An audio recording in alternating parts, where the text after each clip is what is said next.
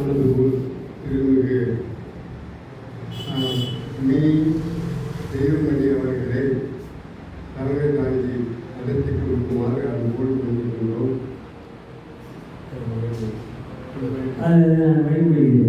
அருட்பெருஞ்சோதி அருட்பெருஞ்சோதி கைப்பெரும் கருணை அருட்பெருஞ்சோதி.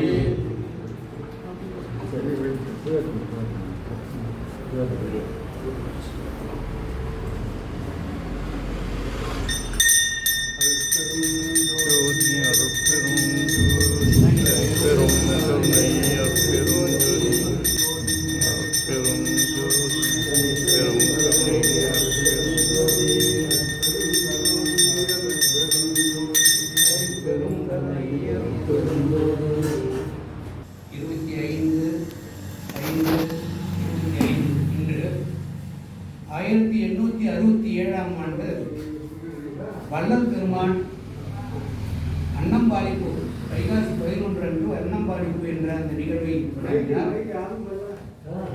அதனுடைய தொடர்ச்சியாக ஒவ்வொரு ஆண்டும் தமிழ்நாடு முழுவதும் ஆங்காங்கே அந்த நிகழ்வை நடத்தி கொண்டிருக்கின்றார்கள். அந்த வகையிலே இன்று காலை 9 மணிக்கு கொடியேற்றத்தோடு தொடங்கி அதற்கு அடுத்தது அகவல் பாராயணம், திரை நீக்கி ஜோதி தரிசனம், அன்னம்பாடிப்பு ஆகிய நிகழ்ச்சிகள் காலையிலே நடந்து நிறைவாக நடந்தன. அதற்கு அடுத்ததாக மாலையிலே இந்த சொற்பொழிவானது நடக்க இருக்கிறது. இப்பொழுது அந்த நிகழ்வுக்கு உண்டான வரவேற்புரையை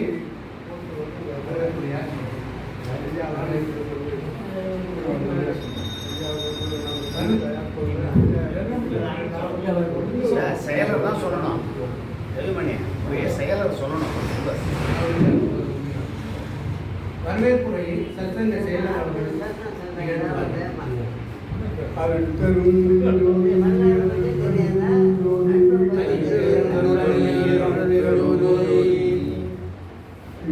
நடைபெறவிருக்கின்ற இந்த விழாவிற்கு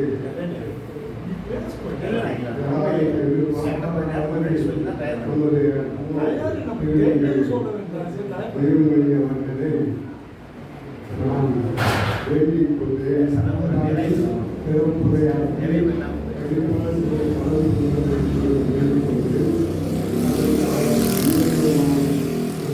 நான் வேண்டிக் கொண்டு அதை ஏற்றுக்கொண்டு வருகிறேன் என்று சொன்னார். அவர்களை அன்போடு வரவேற்று இந்த புத்தகத்தில் இந்த விழாவுக்கு பகிர்ந்ததை நடத்துமாறு அன்போடு வேண்டிக் கொள்கிறேன். அதுக்கு சொன்னார்கள்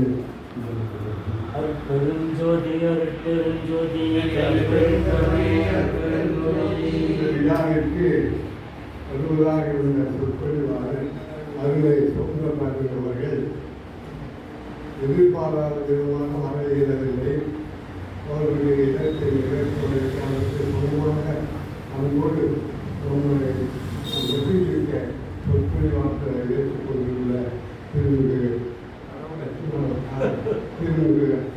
கருணாசன் ஐயா அவர்களுக்கு இந்த சொன்னாரை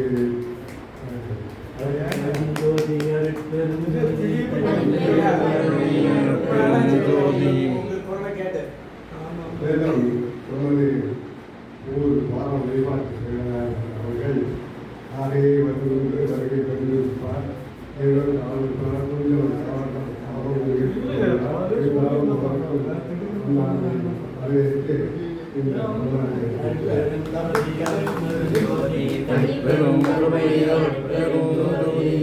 மேலும் நமது ஊர் நல்லுருவும் சீலமும் ஊக்கமும் தாழ்வுறா உணவும் தந்து எனது உள்ளத்தமர்ந்தவா குருவும் தெய்வமும் ஆகி அம்பாலகம் குறைந்ததற்கும் குணப்பெரும் குன்றமே வெறுவும் சிந்தை விலக கஜானனம் விளங்கும் சித்தி விநாயக வல்லவே சீர்கொண்ட தெய்வ வதனங்கள் திகழ் கடப்பொந்தார் கொண்ட பன்னிரு தோள்களும் தாமரை தாள்களும் ஓர் கூர் கொண்ட வேலும் மயிலும் நற்கோழி கொடியும் அருள்கார் கொண்ட வன்மை தடிகாசனமும் என் கண்முற்றதே. அன்பிற்கும் பெருமதிப்புக்கும் உரிய ஆன்மீக பெரியோர்களே, சான்றோர்களே, இந்த நிகழ்ச்சியை காண வந்திருக்கும் நண்பர்களே, அனைவருக்கும் என் சென்னை சார்ந்த வணக்கங்களை தெரிவித்துக் கொள்கிறேன். இந்த வைகாசி 16, 25, 25 அன்று அன்னம்பாலிப்பு நிகழ்ச்சியாக தலைமையேற்று நடத்த வேண்டும் என்று நம் சத்சங்க செயலர் அவர்கள் என்னிடத்தில் கலந்தபோது அவர் சாலை சகாப்த நாள் அப்படின்னு சொன்னார். அப்படின்னா என்ன அப்படின்றது அவர்கிட்ட கேட்டார். 867 வைகாசி 11ஆம் நாள் வள்ளல் பெருமான் வடலூரில் அன்னம்பாலிப்பு நிகழ்ச்சியை தொடங்கினார். அது நிகழ்ச்சியை ஒவ்வொரு வருடமும் அந்த வடலூரில் நடத்துவது போல நம் சத்சங்கம் 1984 நடத்தி கொண்டு வருகிறோம். அந்த விழாவின் காரணமாக அதற்கு மாலை நிகழ்ச்சியில் நீங்கள் தலைமையேற்று தலைமையுரை நடத்த வேண்டும், செய்ய வேண்டும் என்று கேட்டுக்கொண்டார். அதற்கிணங்க எனக்கு தெரிந்த வகையிலே என் மனதிலே ஏற்பட்ட சில கருத்துக்களை உங்களோடு பகிர்ந்து கொள்வதிலே நான் மகிழ்ச்சி அடைகிறேன். முதல்ல இந்த இடத்துக்கு ஒரு நன்றியை சொல்லணும். நான் என்னுடைய 15, 16 வயதில் என்னுடைய தாத்தாவோட இங்கே வருவேன். அதுக்கு முன்னாடி எனக்கு காலில் ஒரு காயம் ஒரு புண்ணு வந்து, அந்த புண்ணுக்கு வந்து வைத்தியம் செய்யறதுக்கு அங்கே இல்லாத டாக்டர் என்ன பண்ண அப்படின்னு கிடையாது. இங்கே தான் வந்தேன்.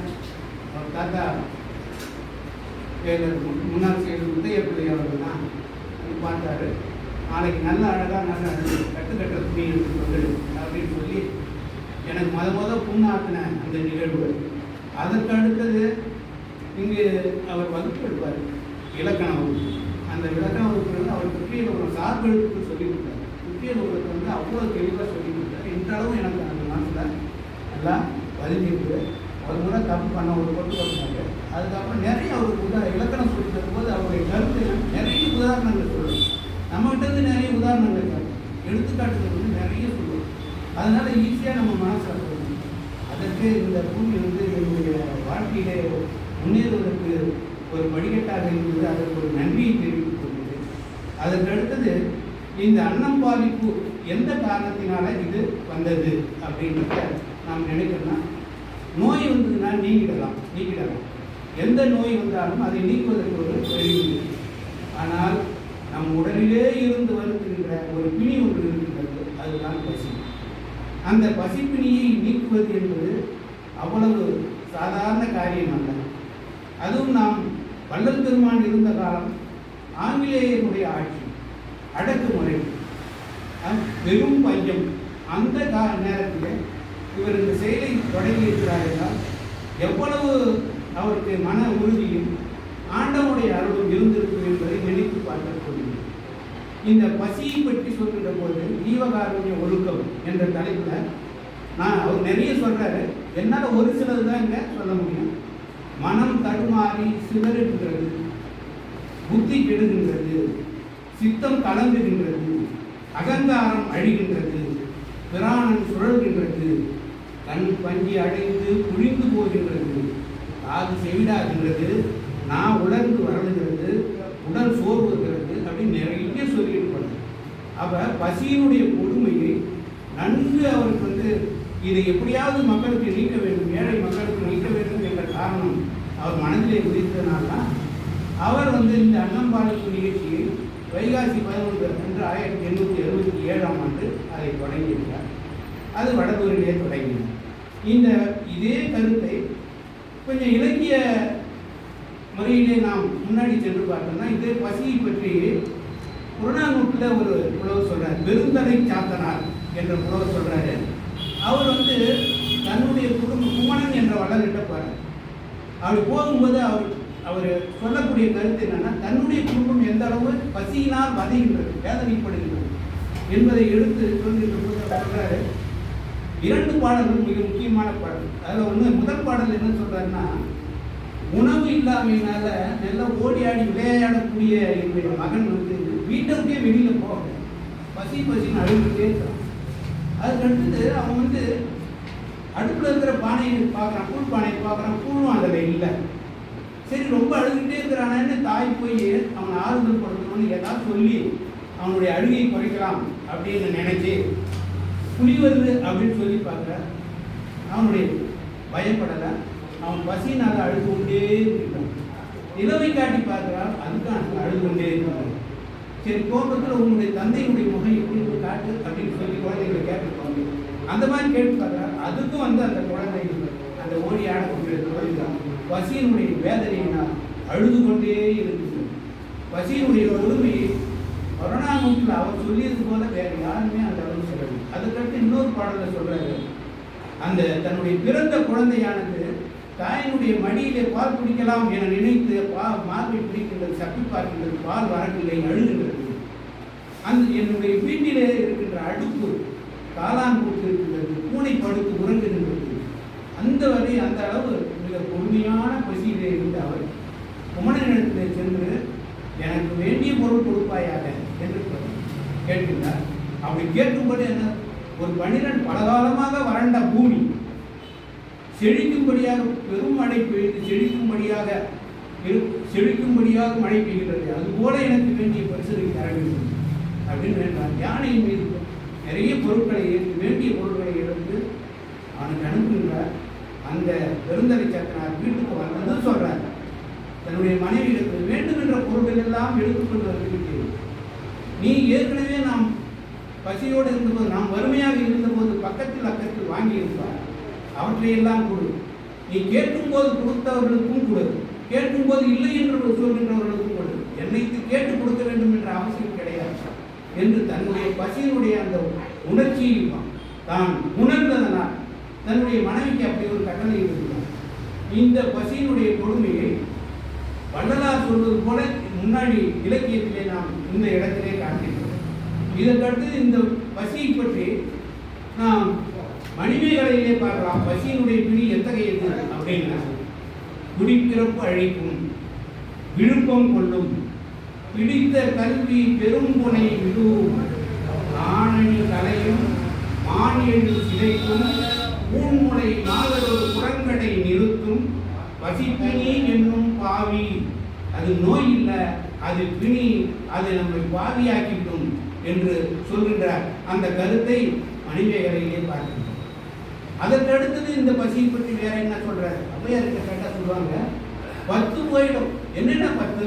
மானம் போயிடும், குலம் போயிடும், கல்வி போயிடும், வன்மை போயிடும், அறிவுடைமை போயிடும், தானம், தவம், முயற்சி, தாளாண்மை, தேனின் கதிவந்த சொல்லிய மேல் காமுறுதல் அப்படின்ற 10 அந்த பண்புகள் போய்விடும் அப்படின்றத அவர் சொல்றார். மானம், குலம், கல்வி, வன்மை, அறிவுடைமை, தானம், தவம், முயற்சி, தாளாண்மை, தேனின் கசிவந்த சொல்லிய மேல் காமுறுதல், 10 பசிவந்திட 10 பறந்து போம் அப்படின்ற அந்த கருத்தை ஔவையார் சொல்றார்.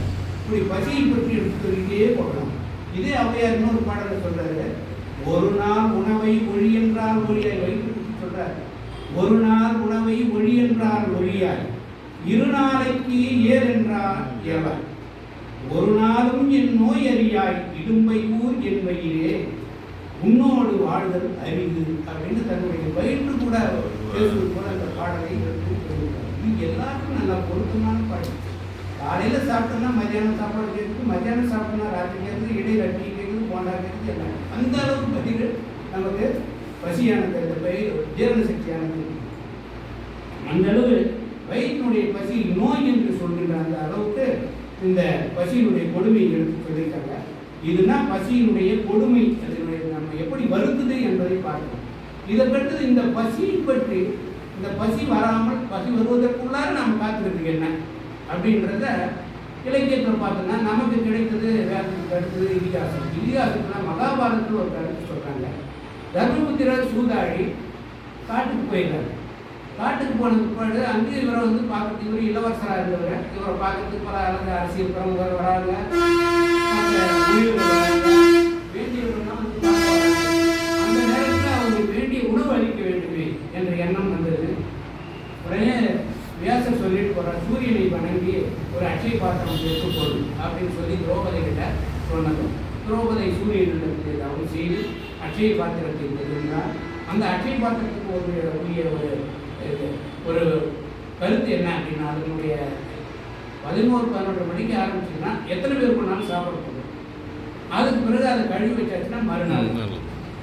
இப்படி ஒரு கற்பனை பாத்திரத்தை வியாசர் அவர்கள் எடுத்து சொல்றாங்க. இந்த பசி ஆற்றியதனால், பசியினால் இன்னொரு சண்டையை போரே நடந்தது. துரோணர் வந்து தன்னுடைய மகனுக்காக, அஸ்வத்தாமனுக்காக பால் வாங்குவதற்காக தன்னுடைய நண்பனாக இருந்து துருபதன்கிட்ட போகிறார். அங்கே போய் அவர் என்ன இருந்தார தெரியல. இவர் வந்து எனக்கு வந்து உன்னோட பெண்ணு நான் உங்களோட 2 பேர் படித்தோம், நம்ம 2 பேரும் ஃப்ரெண்டு அப்படின்றது அவனுக்கு வந்து மன்னன் என்ற பிரிப்பு.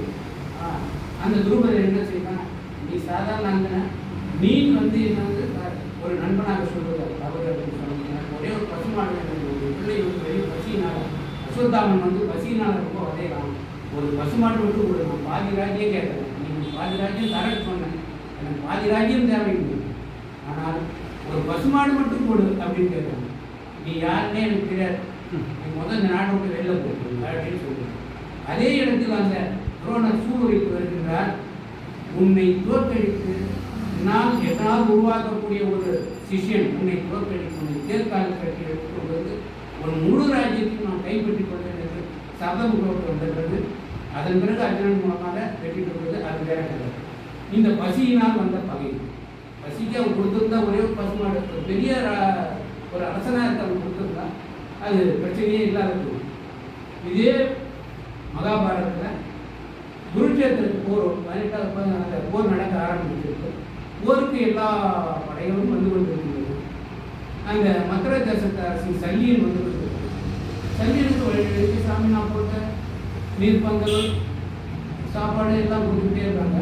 கடைசியில் மதிய உணவு சாப்பிட்டு அப்படியே அமைதியாக உட்காந்து யார் கொடுத்தது, இலைப்பாரிட்டு யார் கொடுத்தது, தன்னுடைய மருமகன்கள் தான் இதை கொடுத்துருப்பாங்க அப்படின்னு நினைக்கி பாண்டவர்களை நினைத்து பார்க்கலாம். அந்த நேரத்தில் துரியோதனன் வந்து காலில் விழுந்து இது நான் தான் செய்யலாம், உண்ட வீட்டுக்கு 2 அங்கம் செய்யக்கூடாது என்ற அந்த பழமொழியின்படி நான் பாண்டவர் பக்கம் போய் என்னுடைய படை போகாது, உனக்கு சாதகமாக இருந்து இந்த போரிலே கலந்து கொள்வோம் என்ற வார்த்தையை முடிவு. அந்த பசி உண்ட வீட்டுக்கு 2 அங்கம் செய்யக்கூடாது என்ற அந்த வயிற்றுக்கு சோறிட்டதுனால அந்த அந்த கொள்கையை அவன் ஏற்றுக்கொண்டான். அதை பாண்டவர்களும் ஏற்றுக்கொண்டார்கள். இது வந்து இலக்கியத்தில் மகாபாரதத்தில் வரக்கூடிய கருத்து. இதற்கு அடுத்தது சங்க இலக்கியத்திலே ஏதாவது இந்த பசியை பற்றி வருகிறதா அப்படின்னு பார்த்தோம்னா, புறநானூற்றில் சோழன் குடமுற்றத்து துங்கிய கிள்ளி வளவன் என்ற ஒரு சோழ அரசன், அவன் வந்து அவனுக்கு கீழே இருக்கக்கூடிய ஒரு சிற்றரசன் சிறுகுடி என்ற ஊரை அவன் வந்து ஆட்சி செய்து கொண்டிருந்தான். அவன் பெரிய பசிப்பினி ஆட்டக்கூடிய வல்லன். அவனை பற்றி அவன் பாடுறாரு. அதாவது அந்த சோழ அரசன் வந்து தன்னை பாணனாக நினைத்து எதிரே வருகின்ற பாணர்களுக்கு பசிப்பினி மருத்துவன் இல்லம் எங்கே கேட்குற மாதிரி அவன் அந்த கேள்வியை எழுப்பி, இந்த பசிப்பினி மருத்துவன் இல்லம் அணித்தோ சேய்த்தோ என்று கேட்பது போல ஒரு கேள்வியை போடுறார்.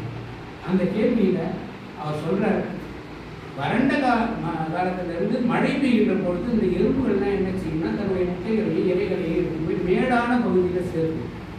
அதுபோல சின்ன குழந்தைகள் கையிலே சோற்று உருண்டைகளை எடுத்துக்கொண்டு வரிசையாக செல்கின்றார்கள். இங்கே பழுத்த மரத்திலே இருக்கின்ற பறவைகள் சத்தம் போடுவது கூட ஒரு சத்தம் எழுந்து கொண்டிருக்கின்றது. அங்கே அன்னதானம், அதாவது சோறு கொடுத்து கொண்டிருக்கின்றார்கள். அந்த சத்தத்தையும் கேட்கவில்லையா? வரிசையாக செல்லக்கூடிய அந்த சோற்று உருண்டைகளை கையிலே ஏந்தி கொண்டு செல்லக்கூடிய அந்த சிறுவர்களை பார்க்கவில்லை. அதை பார்த்தும் பக்கத்திலே இருக்கின்ற அந்த மன்னன் கொடுக்கின்ற அந்த அன்னதானத்தை பார்த்தும் அவன் அந்த பசிப்பியை நோக்குகின்ற அந்த தன்மையை பார்த்தும் என்னை கேட்கின்றாயே, அவனுடைய இல்லம் அவனுடைய வீடு கிட்டே இருக்கின்றதா தூரமாக இருக்கின்றதா என்று என்னை கேட்கின்றாயே என்று போல ஒரு பாடல். அது பசிப்பினி மருத்துவன் இல்லம் அணித்தோ சேய்த்தோ என்று கேட்பது போல அந்த பாடலை அமைத்து பாடியிருக்கின்றான் சோழ அரசன். இது ஒரு கருத்து. அதற்கு அடுத்தது நாம் திருமணம், அதுக்கு அடுத்தது திருக்குறளில் அற்றார் அறிவு சிந்தித்தல் அவர்களும் எற்றான் பொருள் என்ற அந்த கருத்தை பார்க்கிறோம். அதுக்கு பசியையும் அருமையும் அது நெருப்பு குழம்பு தூங்கலாம், பசியோடையும் வறுமையோடையும் இருக்க முடியாது என்ற கருத்தையும் திருவள்ளுவர் சொல்றாரு. திருமூலர் என்ன சொல்றாரு அப்படின்னா, வடமாட கோயில் பகவர்க்கு ஒன்று ஈயில் நடமாட கோயில் நம்மற்கு அங்கு ஆகா. நீ இறைவனுக்கு படைக்கின்ற அந்த அன்னமானது சாதாரண மனிதர்களுக்கு சென்று சேராது. நடமாட கோயில் நம்பருக்கு ஒன்றியில் நடமாடக்கூடிய ஏழைகளுக்கு மற்ற மனிதர்களுக்கு கொடுக்கின்ற அந்த உணவானது வடமாட கோயில் பகவர்க்கதாமே என்ற ஒரு பாடலை நாம் பார்க்க முடியும். அதுக்கு அடுத்தது இன்னொரு கருத்தை அவர் சொல்றாரு, 4 கருத்து சொல்றாரு. யாவர்க்குமாம் இறைவர்க்கு ஒரு பட்சிகள், யாவர்க்குமாம் பசுவுக்கு ஒரு வாயுவை, யாவர்க்குமாம் உண்ணும் போது ஒரு கைப்பிடி, யாவர்க்குமாம் பிறர்க்கு இம்முறை தானே என்ற அந்த 4 கருத்துல அவர் இது முக்கியமா இதை மனிதர்கள் சொல்லினாலே போதும். கடைசியா இன்னொன்று சொல்றாரு, ஒன்றுன்னா சொல்றாரு, அதுல கடைசியில சொல்றது இனிமையா பேசுறது சொல்றாரு. அதுக்கு முன்னாடி சொல்றது நீ சாப்பிடும்போது ஒரு புடி அடுத்தவங்களுக்கு கொடுத்துட்டு சாப்பிடும் அப்படின்ற அந்த கருத்தை சொல்றாரு. அதுக்கு அடுத்தது நாம் பார்த்தோம்னா இலக்கியத்திலே இருவீடு விடைகளில் நம் 4 திருமக்கள்ல அப்புறம் சம்பந்தரும் படிக்காசு பெற்று அந்த அடியவர்களுக்கு வறுமையுற்ற காலத்தில் பஞ்சமுற்ற காலத்தில் படிக்காசு பெற்று அவருடைய வறுமையை போக்கி அவர்களுக்கு அன்னம் பாலிக்கும் நிகழ்ச்சியை நடத்தினார்கள் என்ற நிகழ்ச்சியை பார்க்கிறோம். இது அதற்கு அடுத்ததாக இந்த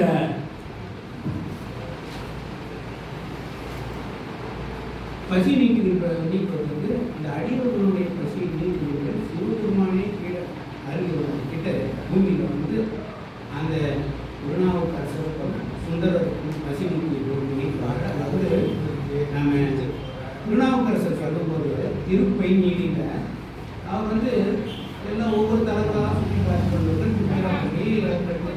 இவற்றை எல்லாம் பார்த்து திருப்பைநீடி என்ற இடத்துக்கு அவர் வரணும். அப்படி வரும்போது அவர் ரொம்ப தலைச்சு பசி வந்துருச்சு. அந்த பசி வந்ததும் அதுக்காக தன்னுடைய அறிவு பசிக்கின்றானே என்று நினைத்து சிவபெருமானே மறையோட வழியில் வந்தாரு.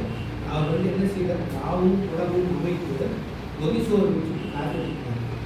அதை அழகாக சொல்றாரு சேக்கிழார் பெருமான். என்ன சொல்றேன்னா, அங்கண் இருந்த மறையோர்வால் ஆண்ட அரசும் எழுந்தருள வெங்கண் விடை வேதியர் நோக்கி மிகவும் வழிவந்து இலக்கியிருந்தீர்.